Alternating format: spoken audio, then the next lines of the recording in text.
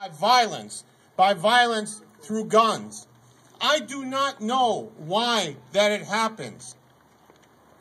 And perhaps you don't either. But one thing that is very important, if you care about these victims, if you care about those who have perished, your voices must not remain silent. The most powerful weapon on the street today is not a Kalashnikov. It is not an M16. It is not a Glock handgun. The most powerful, deadliest weapon on the streets of America today is your silence. It is your inaction. It is your failure to call your elected officials and say, enough is enough. We need to have a dialogue in America. We need to talk about violence. We need to talk about mental health. If indeed you leave today and let your daily lives continue, then each and every one of us is a perpetrator to the tragedies that will and they will happen in the future. I want to take a moment, my friends. May I call you my friends? Absolutely. There is great wisdom in the writings of people from the past. 44 years ago, Dr. Martin Luther King was assassinated. Senator Kennedy that evening wrote a speech, and his speech is as relevant as it was then as it is today. Sadly, 2 months after he gave that speech, he too was gunned down. I'll read only a small portion of it. It starts like this. This is a time of shame and sorrow. It is not a day for politics. I have saved this one opportunity to speak briefly to you about this mindless menace of violence in America, which again stains our land and every one of our lives. Was he not true about that? Is that not repeating itself this past week? Every day. It is not our concern. It is not the concern of any one race. The victims of violence are black and white, rich and poor, young and old, famous and unknown. They are most important of all, human beings, whom other human beings loved and need.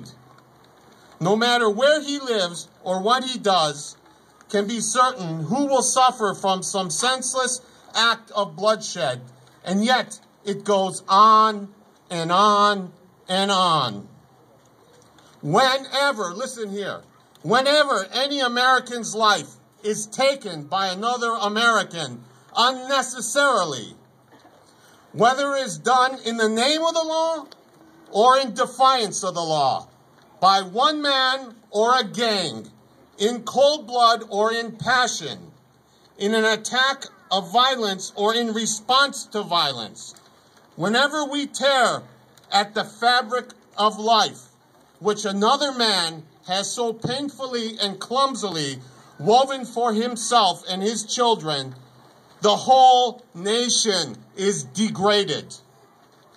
Yet we seemingly tolerate a rising level of violence that ignores our common humanity and claims to our civilization alike. We calmly accept newspaper reports of civilian slaughter in far-off lands. We glorify killing on movie and television screens, and we call it entertainment. We make it easy for men of all shades of sanity to acquire weapons and ammunitions that they desire. We learn at last to look at our brothers as aliens, men whom we share a city, but not a community. Men bound to us in a common dwelling, but not in common effort. We learn to share only common fear, only a common desire to retreat from each another. only a common impulse to meet disagreement with force. For all this, there are no final answers. My friends, that was 44 years ago today, and was not Senator Kennedy's wisdom that is applicable then as it was today? Does his message not mean something? We have a problem in America. We have a problem with gun violence. 2 days ago in the Dallas Morning News, I read where a professor of criminology at University of Texas, Arlington, suggested that the cure for our schools to prevent these kinds of attacks in the future is to have our teachers armed and perhaps a few security guards in the school. Is this what we want? A militarized America? Our kids to be in a war zone in a school? Do you think our teachers are going to have the ability to not only prepare their lessons and teach our children and take care of their own families, but to go to gun ranges and practice throughout the week? This is madness. We need to have a conversation about violence. And if you don't contact your elected officials, if you don't take that time, the names on these papers will happen month after month, year after year. Ladies and gentlemen, it's time for action. Please, for the love of all of those who have perished, contacted your elected officials and say, we want to have a discussion about gun violence. Finally, to all those who feel so important about the Second Amendment of our Constitution, it is important, but it is only one part of the Constitution. Everyone has forgotten about the body of the document, and before there was a Constitution, before there was a Bill of Rights, over 200 years ago, men came together and they talked about the unalienable rights of life, liberty, and the pursuit of happiness in our Declaration of Independence.